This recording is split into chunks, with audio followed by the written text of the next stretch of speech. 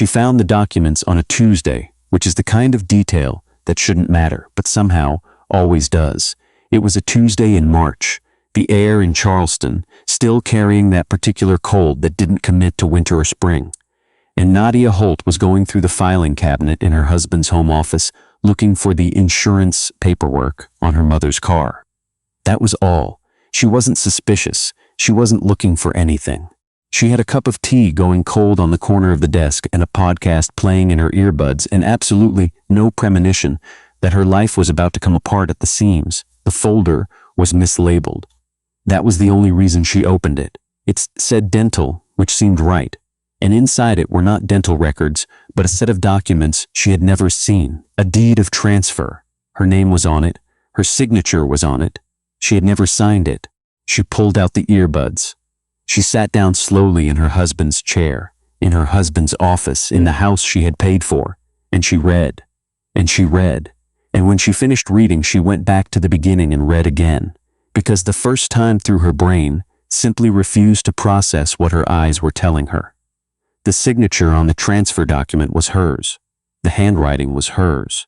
The date was 8 months ago, a Thursday in July, which she could not account for because she had been in the hospital that Thursday, recovering from a procedure, on controlled painkillers, which she now understood was not a coincidence. Her name was Nadia Holt-Farrow. She was 37 years old. She had built Holt Advisory Group from a one-room office above a dry cleaner in Columbia, South Carolina, into one of the most respected independent wealth management firms in the Southeast. 7 years of 100-hour weeks. 7 years of client calls at midnight and flights at 5 a.m. and eating granola bars over spreadsheets because there wasn't time for a real meal. 7 years of building something that made people quietly say, "How did she do that so fast?" Her husband's name was Patrick Farrow. She had met him at a conference in Atlanta 5 years ago. He had been charming and funny and genuinely seemed to find her work impressive rather than threatening, which was not as common as it should have been. He was handsome in a specific, reliable way. He had a laugh that started in his chest. She had loved him for what she now understood were very carefully manufactured reasons. Patrick had always loved the firm, the accounts, the name. She could see that now, with the clarity that only comes after the fact, the way you always see the animal in the optical illusion once someone points it out and can never unsee it. She sat in that chair for a long time. Then she put the folder back exactly where she found it, mislabeled, and all, walked out of the office, sat in her car in the driveway, and called her attorney.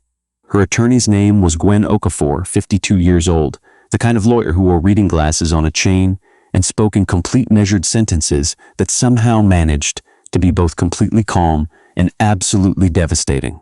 Nadia had used Gwen for the firm's contracts for 4 years. She had never called her for anything personal, Nadia said. "And I need you to not say anything minutes," Nadia said. "Okay," Gwen said. Nadia talked for 11 minutes. She heard Gwen's breathing change around minute 4. When she finished, there was a silence. "My car, in my driveway. Go back inside. Put everything back exactly where it was. Don't touch anything else in that office. Don't let him know you've seen anything." A pause. "Can you do that?" Nadia looked at the house. At the front door she had painted herself the first summer they'd moved in, a deep charcoal gray she'd picked out of a magazine. At the flower beds her mother had helped her plant. "Yes," she said, "I can do that." She went back inside. She finished her tea. She watched television she did not see a single frame of. When Patrick came home at 7, she was in the kitchen making pasta, and she smiled at him across the kitchen island, and she was so convincing that she frightened herself.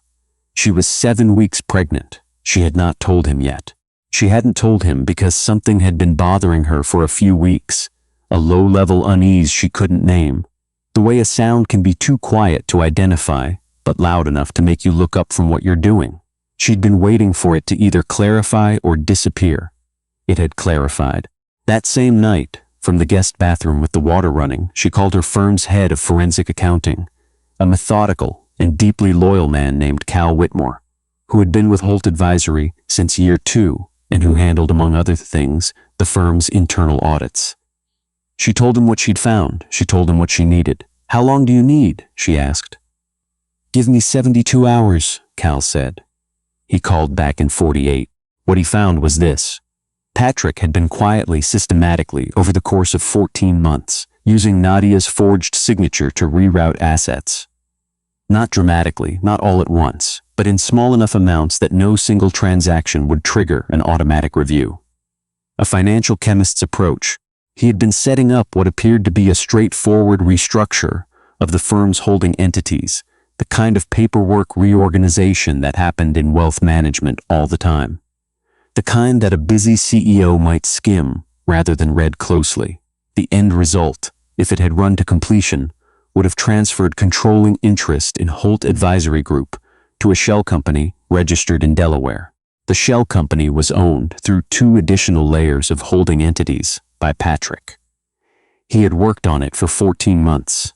He had started planning it 8 months into their marriage. Cal found something else, too. Patrick had a girlfriend. Her name was Kristen, and she was 29 years old, and she had been around for at least 2 years, which meant she had been there from the beginning. There were wire transfers to an account in her name, $3,000 a month, consistent, punctual. There were hotel records. There was a lease on a condo in Mount Pleasant, 12 minutes from their house, paid for by the same shell company.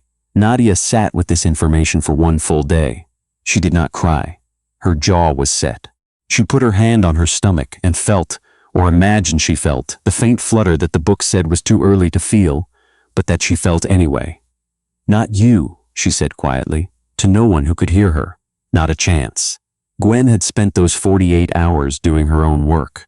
She had contacts at the state attorney's office and at the FBI's Financial Crimes Unit in Charlotte. She had also, quietly, recommended a forensic document specialist she had worked with before, a woman who examined the forged signature and took 11 minutes to produce a report that was 9 pages long and used the word conclusive 4 times. Gwen called Nadia and said, "We're ready to move, but I want you to hear one thing first. Tell me, we can do this quietly, a protected dissolution of assets. The forgery charges, a civil suit. It would be clean, and it would be private, and it would take about 8 months." Nadia said nothing, or Gwen said, "We can do this the other way." Tell me the other way. The Holt Advisory Group's annual Client Appreciation Gala is in 6 Burnian Hall. 300 guests, every major client, every board partner, every firm that has ever sent you a referral, several journalists who cover the financial sector. You've been listed as the keynote speaker. Silence on the line. "The FBI is ready to move when you are," Gwen said. "The timing is yours to decide." Nadia was looking out the window at the flower beds her mother had helped her plant. 6 weeks, she said. "I can do 6 weeks. If you're enjoying this story, please hit like and subscribe, and drop a comment letting us know where in the world you're watching from right now. It means more than you know." Now back to the story. Here is what Patrick Farrow did not know about his wife. He knew she worked hard. He knew she was disciplined. He knew she was, in the language of people who mean it as a compliment, but don't quite manage to make it feel like one, formidable. What he did not know was the specific quality of Nadia's stillness.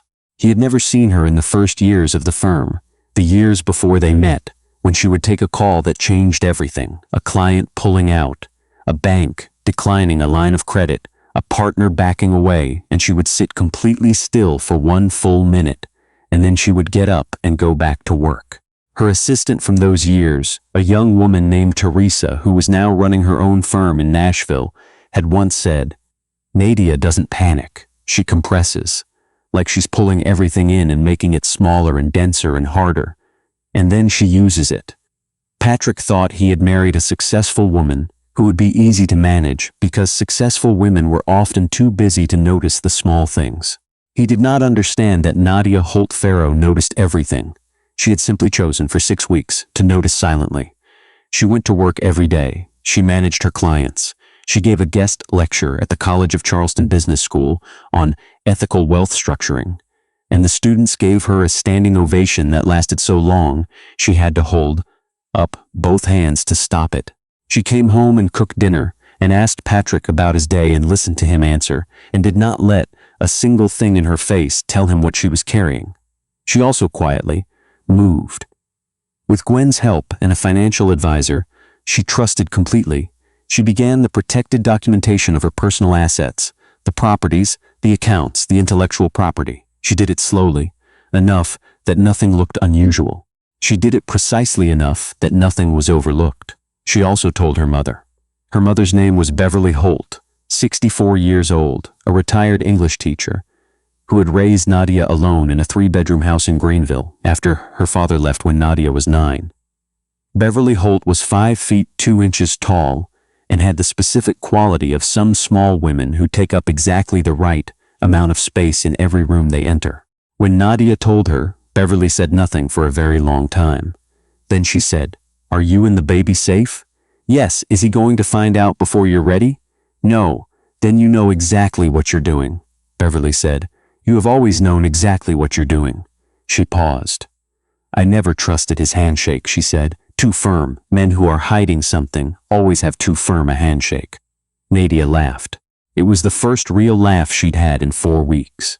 The 6 weeks passed, each day smaller than the one before, each dinner across the kitchen island a small, quiet performance that Nadia could now execute without effort. Patrick seemed, if anything, slightly more attentive than usual. Slightly more present. He brought home flowers twice. He suggested a weekend trip to Asheville. She understood now that this was not affection. This was maintenance. He was keeping the investment in good repair. The night before the gala, she lay in the dark and put her hand on her stomach and talked to the baby in her head. She said things she had no words for out loud. She said, "You will know what real safety feels like. You will know what it is for someone to choose you completely and without hesitation. You will not grow up watching your mother make herself smaller to fit someone else's plan." She said, "I almost didn't see this in time. But I saw it." She said, "We're going to be fine." The Hibernian Hall in Charleston, South Carolina is a specific kind of beautiful, dark wood, high ceilings, the kind of room that has hosted enough history that it seems to hold the weight of it. For the Holt Advisory Group annual gala, it had been dressed in deep navy and gold, the firm's colors, candlelight everywhere, 500 candles. Somebody had counted, and the round tables arranged to hold the most influential financial minds in the Southeast. 300 people. Clients who had trusted Holt Advisory with their futures. Partners who had built their professional reputations in part on the strength of their association with the firm. Journalists, board members, 2 former state senators, the current president of the South Carolina Bankers Association, and Patrick Farrow, in a charcoal gray suit, working the room the way he always did, the firm handshake, the easy laugh, the practiced warmth. Kristen was not in the room, but she existed in the room anyway, in the transfers and the lease and the shell company, and the 14 months of planning that Patrick believed were still invisible. At 8:47 p.m., Nadia Holt-Farrow walked into the Hibernian Hall. She was wearing a dress the color of deep water, a blue so dark it was almost black, and it moved when she walked.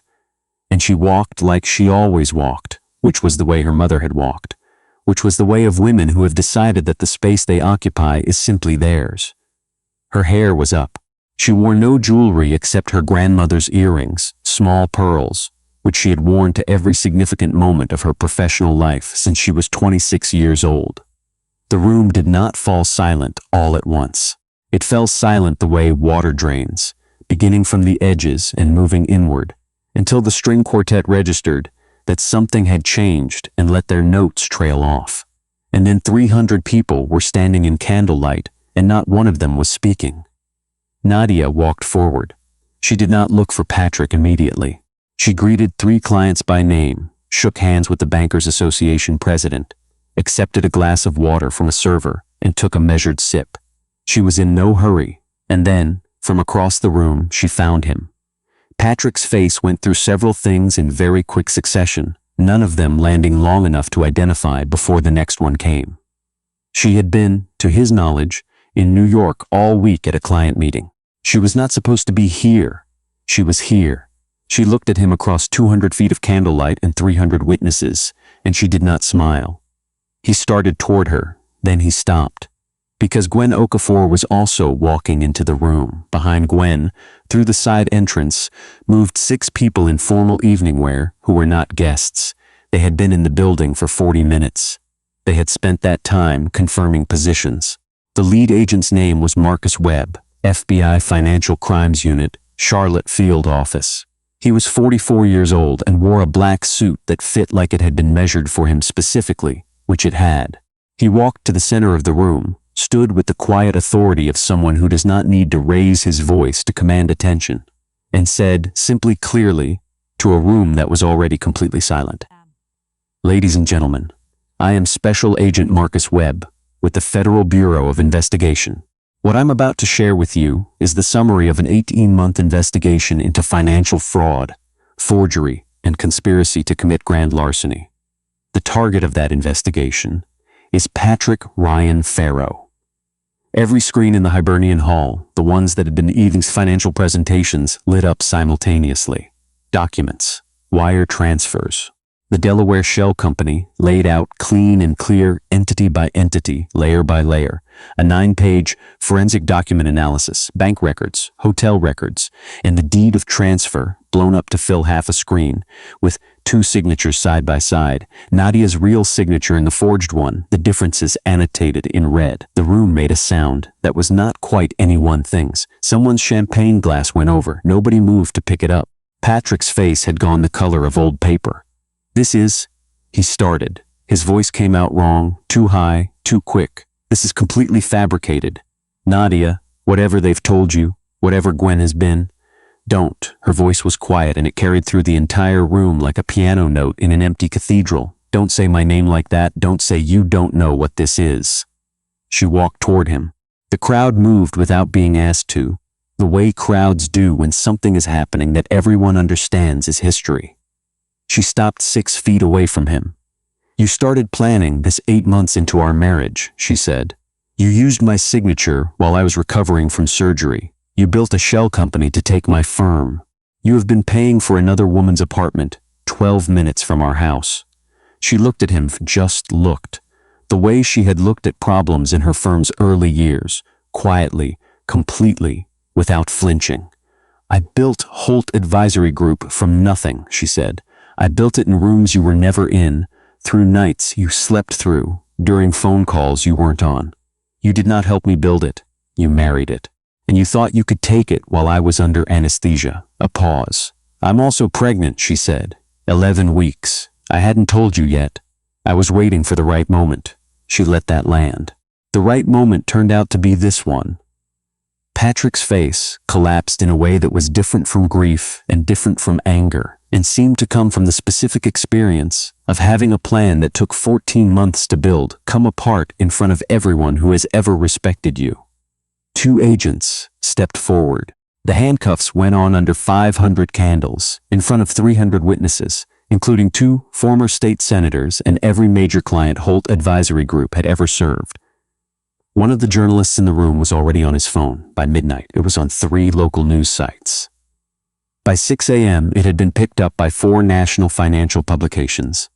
By noon the next day, it was everywhere. The trial took 9 weeks. Patrick's attorney argued that the transfers were part of a legitimate restructuring discussion that Nadia had verbally consented to. The forensic documents specialist dismantled this in 4 hours on the stand, calmly, methodically, in the specific language of someone who has done this many times and finds the truth very easy to explain. The forensic accountants from Nadia's firm spent 2 days walking the jury through the paper trail. Cal Whitmore, methodical as always, left no gaps. Kristen cooperated with federal investigators. She had known about the shell company. She had, in one recorded conversation, suggested the specific transaction structure that she was not tried as a co-conspirator. Her cooperation came with conditions. She received 2 years of supervised probation and a judgment against her for the funds she had received. Patrick was convicted of wire fraud, forgery, financial fraud, and conspiracy. The judge, a man named Honorable Dale Kinsey, who had presided over financial crimes cases for 23 years, and who had a reputation for sentences that were precise rather than theatrical, read the verdict without drama. "Mr. Farrow," he said, "this court finds that your conduct represents a sustained, premeditated campaign to defraud your own wife of the business she built with her own labor and intellect. You exploited the trust of an intimate partnership, not as a husband but as a thief. You planned this while she slept beside you. He paused. You are sentenced to 9 years in federal prison. Additionally, all assets transferred via the fraudulent documents are to be returned in full, with penalties to Nadia Holt-Farrow and Holt Advisory Group. Patrick made a sound. It was not dramatic. It was small and formless and came from somewhere he hadn't been aware of before that moment, some place that had just understood, finally, what it had lost. The gavel came down. The divorce was filed the following week and finalized in a hearing that lasted 38 minutes. Nadia walked out of the federal courthouse on a Wednesday afternoon in October, the Charleston air warm and salt-edged, carrying the faint sweetness of things almost blooming, and she stood on the steps and breathed for a moment, just breathed. Mrs. Holt-Farrow. She turned. Cal Whitmore was at the bottom of the steps, his coat folded over his arm, the expression of a man who had been quietly, steadfastly in the same corner for 5 years and intended to remain there. Finalized? He said. 38 minutes. He nodded. He had been tracking that, too. She looked at him. Cal, who had called her back in 48 hours. Cal, who had put together a 90-page evidentiary file without being asked to. Cal, who had testified for 2 days with the composure of a man who has decided that the truth is a simple thing, and there is no reason to be nervous about simple things. She had known, for a while, that what she felt when she looked at him was not merely professional regard. She had not let herself examine it too closely during the months when she was managing too many other things. She examined it now. He was looking back at her with the expression of a man who has been very careful for a long time and has quietly decided he is done being careful. I have something I'd like to say to you, he said. Okay, I have been in love with you since the partnership meeting in 2021, where you told the Hargrove account that if they couldn't respect your team's time, they should find a different firm. And you said it so quietly that half the room didn't realize what had happened until 20 seconds later. She almost smiled. She remembered that meeting. And I have spent the last 4 years being extremely professional about it, he said. You have, she agreed. I'd like to stop being professional about it. He was not holding a box. He was not making a grand gesture. He was standing at the bottom of courthouse steps in October with his coat over his arm and his whole self in his face, which was, she thought, more than most people managed. Ask me something, she said. He looked at her for a moment. Then, would you have dinner with me? Not as colleagues, just as you and me. And we figure out what that is. She came down the steps. Yes, she said. That's exactly what I'd like to do. They had dinner at a small restaurant on King Street that neither of them had been to before, which felt right. They talked for 3 hours. At one point, the server came by to see if they were done, and they both looked up from the conversation with the slightly startled expression of people who have been elsewhere, and then said no. They'd like another hour, please. They married the following spring. A small ceremony at Beverly Holt's backyard in Greenville, which Beverly had spent 3 weeks transforming into something involving string lights and a borrowed arbor and more white peonies than anyone had a reasonable explanation for. 30 guests. Cal's mother in the front row in a yellow dress. Nadia's daughter from the firm's founding years, Teresa, flew in from Nashville. Nadia's daughter. She almost said it out loud every morning. Her name was June, and she had arrived in September, 7 pounds 4 ounces, with Nadia's forehead and a temperament that was already, at 3 weeks old, fully decided. Cal had been in the delivery room. He had held Nadia's hand for 6 hours and said the exact right things the entire time, which is rarer than it should be. At the ceremony, Cal held June throughout the vows. June fell asleep somewhere in the middle of the ring exchange, her small face completely trusting, one hand wrapped around his lapel, and the officiant had to stop for a moment because she was so undone by this that she needed to collect herself. In his vows, Cal said, I want to spend every morning proving to you that some people are exactly what they appear to be. No shell companies. No hidden accounts. Just this. You, her, me, and whatever comes next. You saw the work before you saw anything else. You saw what it cost, and you never once asked me to make it cost less. I did not know I had been waiting for that. I know now. Beverly Holt, in the front row, wept with the uncomplicated joy of someone who had done the math a long time ago and was simply waiting for the rest of the world to catch up. Holt Advisory Group had, by the following year, expanded to offices in Charlotte and Atlanta. Nadia was named to the Forbes list of most influential financial advisors for the second year running. And the profile that accompanied the listing was the kind that makes people put the magazine down and look out the window for a moment. She started a foundation. It was called the June Initiative, and it funded financial literacy programs in public schools across South Carolina. And it had, in its first year, reached 14,000 students. Patrick Farrow was serving his sentence at a federal correctional institution in North Carolina. Nadia did not send photographs. She had no interest in punishment beyond what the court had ordered. What she had was a life, rich and specific in her own, and it did not require an audience. On Tuesday evenings, no matter what her calendar said, they ate dinner at home. Cal cooked, which it turned out he was surprisingly good at. June sat in her high chair and participated in conversation in her own way, which was mostly commentary, and the occasional thrown piece of bread. Beverly came most Tuesdays. She and Cal argued pleasantly about the best method of making corn chowder and agreed on almost everything else.